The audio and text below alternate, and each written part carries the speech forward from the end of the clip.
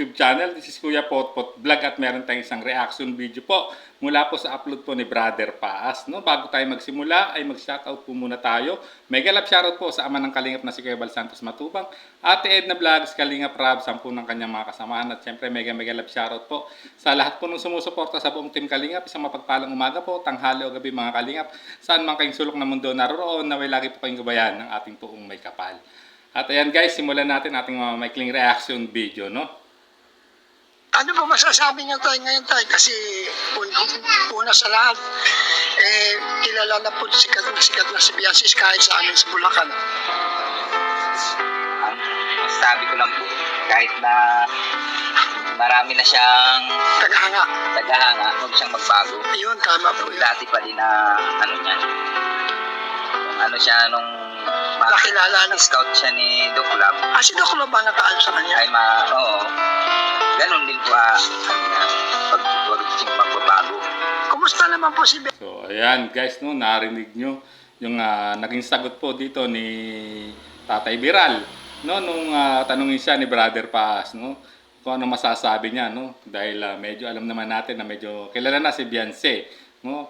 At yun nga po, no, ang ano lang, ang kanyang naging sagot lang dito ay huwag magbago yung anak niya kung paano siya nakilala at na-scout ni Dr. Love, no, ng Kalingap, dapat ang dala-dala niya ito hanggang sa ngayon kung ano man yung tinatamasan nilang tulong mula po sa Team Kalingap guys, no. Yun yung pinakamaganda rito nga naging sagot po ni Tatay Viral at nakita naman din talaga natin kung gaano kasimple, no, gaano ka-humble po ang isang Beyonce, no, na isang Kalingap beneficiary po ni Kalingap Rab guys. So tuloy pa natin ang pakipag-usap po ni Brother Paas po kay Tatay Viral.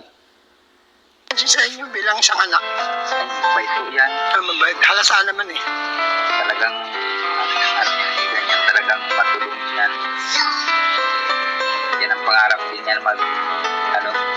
matuto siyang mag-vlog pag nakatapos siya at gusto niya makatulong sa mga kapwa niya. Mga may hirap din sa tulad niya, Kasi nadalasan niya kung paano mag-tiis ng ganyan na buhay. Kahirapan. Pero blessing po yun tayo na isa po siya si Beyonce na pinalad na ma-scout ni Dr. Love. Ay, talaga, laking pasalamat namin yan kasi simula nung ma-vlog kami at mapunta kay Kuya Rab ay talagang malaking nabago sa buhay ninyo. Ay namin. So ayan guys, no, narinig nyo na talagang ang masasabi niya, no, dito ni Tatay Viral, no, sa kanyang anak na si Beyonce, talagang grabe din pala yung pangarap, no. Pangarap din niyang maging mag-vlog at makatulong, no, sa kapwa niya, no, na may hirap na matulungan din ika nga, no, na talagang grabe, no, na-adapt na niya yung pagiging pusong kalingap, no, ni Beyonce, no, talagang pinagpapasalamat ito ni Tatay Viral, no, na kundi dahil sa kalingap hindi mababago yung buhay nila, kung ano man yung tinatamasa nila yun, sa ngayon guys ay lagi po nila pinagpapasalamat po yun sa Team Kalingap, no. At kita nyo naman, no, kahit may sikat na, no, ang kanyang anak, no, at naiba-vlog, maraming views, no, at naiba-vlog din po ni Kuya Bal at nakapag-scout na rin guys, no, talagang no, grabe po yung ni effort ni Beyonce kasi danas niya yung pagiging salat sa buhay before bago sila natagpuan ng Team Kalingap. Kaya sinishare lang din sa iba yung kung ano yung tulong na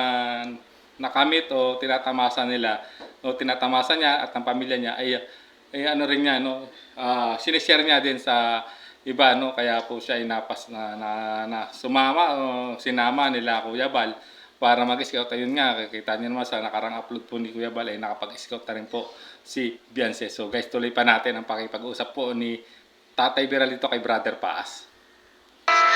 Noon halos talagang saktuhan lang yung paghahanap buhay ko ay nagkasakit pa ako. Kaya minsan simisisa kasi Beyonce buhay. Talaga noon, nagkikilakada sila noon sa pambuhan. Oo. Para lang may maitawid gutom lang kami. Kita nyo, grabe yung pagiging family-oriented po ni Beyonce rito, no guys, no, talagang sinabi rito ni Tatay Beral, no, na yung kanyang kinikita ay saktuhan, minsan wala pa, at pag wala ay talagang yung si Biancy at kanyang nanay, no, nakikilabada, no, sa pambuwan para lang kumita, para may tawid, no, sa pang-araw-araw nilang pangangailangan, guys, no. So ayan, talagang dito ay talagang nagpapakatotoo po, no, dito si Tatay Beral, guys. So tuloy pa po natin. Ay, itawid sa pagkain pang araw-araw. Pero hindi po natutulog ang Diyos. Ay, po. Kasi Talaga po, ano namin, hindi kami nakakalimot na sabi ko, kahit na ganito ang buhay namin, hindi kami makakalimot talaga sa Panginoon, at siya lang alam kung paano magiging namin kapalaran. Kanya lang kami nagtitiwala. tsaka balita ko Grabe, guys, no, kita nyo, no, yung kahit na kung ano man yung naging buhay nila before, no, nung hindi pa sila natatagpuan ng Team Kalingap, guys, kaya yung pananampalataya nila o faith nila ay hindi nawawala, no, sa Panginoon, na alam nila na isang araw ay mababago din ang buhay nila. Ito na nga yung nangyari nang natagpuan na po siya ni Dr. Love na Scout at na sa Team Kalingap, guys, no. Kita nyo naman na talagang ang laki ng nabago po, no, sa kanilang buhay. Tulad nga sinabi ng nanay po niya, malaking pasalamat, no, nila sa Team Kalingap, no. Kung dahil sa Team Kalingap, wala kung ano man yung tinatamasa nila, hindi nila matatamasa to. Kaya ganoon na lang po sila magpasalamat po sa buong Team Kalingap, guys, no. So kahanga-hanga po talaga ang pamilyang to, no, ni Biancy, guys, no, itong nanay at tatay niya. Lalong-lalo na itong tatay niya na kinuwento, talagang grabe yung pagsasakripisyo ni Biancy, kasi no, kapag pag talagang wala siyang kita, talagang kita, tulad ng sinabi niya kanina, nakikilabada, no, para lang may pangtusto sa pang-araw-araw nila. So tuloy pa natin, guys. kasi meron daw po kayo ngayong bagong lupa na paglilipatan. Totoo po ba yun? Ay, ito po yun sa Sa ano po? sa Taisan yata yun. Taisan po. So, madalang po yung ganun. Mapalad po kayo na Mapapalayo na kami dito sa malapit ng dagat. Yan lang naman inaan namin. Kasi pag nabagyo, minsan talagang dito ang bukod sa magaling na ama si Tatay Benerando, nagluluto pa. Yan po yung ulam nyo. Opo, sasaw po dyan sa isda para pangpaganas. Sinabawan na ako. Opo, masarap na. Grabe, no, talagang kita nyo naman, no. Talagang responsableng magulang at ama rin po itong si Tatay Beneraldo, no, Tatay Beral, no. Kita nyo, lahat talagang sila ay tulong-tulong, no, buong pamilya, guys, no. Talagang talaga sila, no. Kung ano man yung biyayang natatanggap nila ay talagang nila, no. Ay pinagsapasalamat, no. Nakita nyo naman, guys, no, mayroon pa silang may nagpaalaga sa kanila ng baboy. Talagang kung kaya napansin nyo, guys, no, talagang nung hinahanapan po ng lote na pagtatayong para sa pabahay kay Biancy, gusto ni Biancy yung pwede silang makapagnegosyo, no, kasi alam niya na hindi habang buhay nandiyan ang Team Kalingap na para suportahan sila, na or mga sponsor na tutulong sa na. Kaya habang tinutulungan sila, nag-isip din siya ng paraan, no, para yung malilipatan nilang bahay soon pwede sila makapagpatayo ng munting negosyo na pagkakitaan nila, no, yung pagkukunan nila na pang araw-araw, guys, no. Ganun ang mindset ng isang Biancy. So nakakahanga talaga ang mga magulang ni Biancy kung paano siya pinalaki, no, nung mga magulang niya, guys. So sundan pa natin. Ano po masasabi niyo tayo kay Kalingap Rob na isa po kayo sa pinalad na magkaroon ng bahay? Ay, po, proud talagang maigap kay Karab. Talagang marami siyang natutulungan na kagaya namin. Oo nga Talagang bilib ako sa niya, kaya niyang tumulong talaga. Mahihirap. Noon pa, hindi pa nabablog yung anak ko. Oo. Talagang nanonood na kami ng kahit dito kay Kuya Bal. Salamat po namin. Salamat po kuya sa opportunity na nakausap ko po kayo. okay lang naman po na.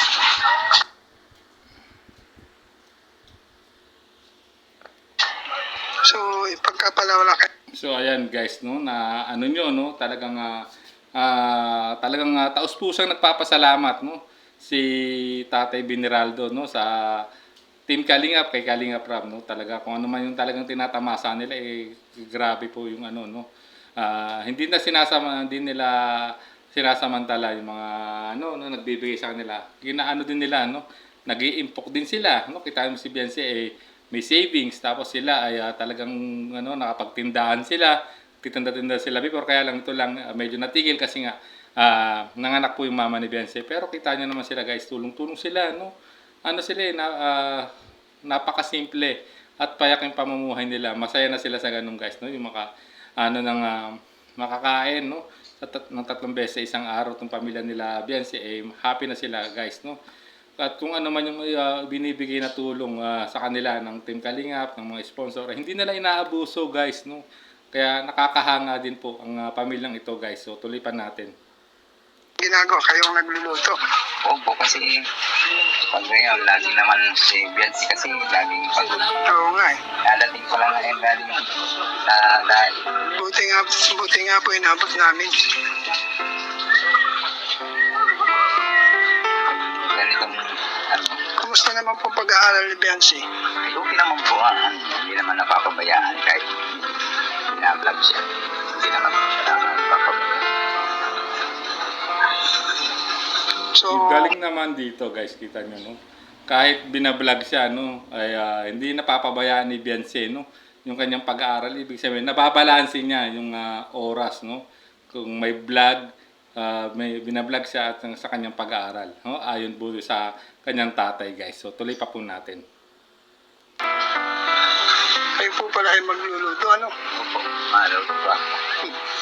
Ilan po yung anak niyo, Tay? Happy to. Kaya, ang laki pa ng TV niya, no? Bigay po sa kanya yan. Beyonce.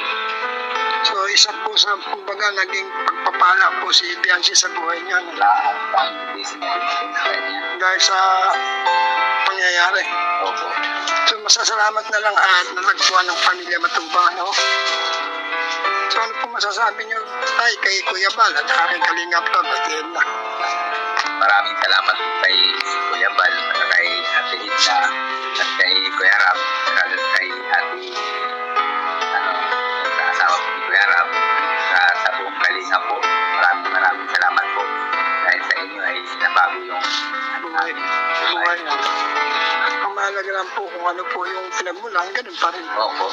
Tama po yung advice niyo sa inyong anak na lalaki. Opo talaga. Kasi talagang magsimulang simula, hindi sila naghahanap kung ano lang nakayanan pag sa anak buhay. Yun lang. Yung madat na nilang pagkain dito, siya lang. Kumusta naman po yung Grabe, no? Kahanga-hanga. Kita nyo naman ang naging ano rito, no? Tugon po ni Tatay Biniraldo, no? Sa pamilya Matubang, grabe yung pasasalamat nga, no? Taos puso siya nagpapasalamat, no? Sa kay Kuya Bal, kay Ate Edna, kay Kalingap Rab, kay Ma'am Jack, no?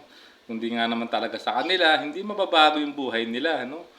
Pero kahit pa paano kita naman na saging sagot niya, yung mga anak niya at asawa niya, itong pamilya niya, ano lang, no? Sinanay niya sa payak na pamumuhay, ika nga, kung ano man yung nakahain sa hapagkainan, yung kanilang pagsasaluhan, no? Napakasimple nila, no? Kung ano man yung hindi sila mapaghanap, ika nga, no? Kung ano lang yung kakayanan ng padre de pamilya, talagang pinagpapasalamat na nila yun sa Panginoon, no? At kahit paano biyaya pa rin po yun na pinagkulob mula po sa Poong May Kapal guys. So ayan, nalaman natin, no, ang kung ano talaga ang ugali, no, ng isang Beyonce guys. So hanggang dito na lang po ang ating reaction video guys. Maraming salamat po sa inyo. Kung gusto niyo pong mapanood ang full video nito ay bisitahin niyo po ang official YouTube channel po ni Brother Paas, at siyempre pa-like na lang din po at share, no, ang kanyang mga video, no, para po sa kanyang adhikain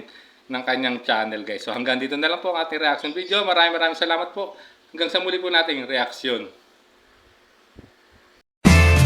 There's a vlogger named Kuya Pot Pot, spreading good vibes, giving all he's got.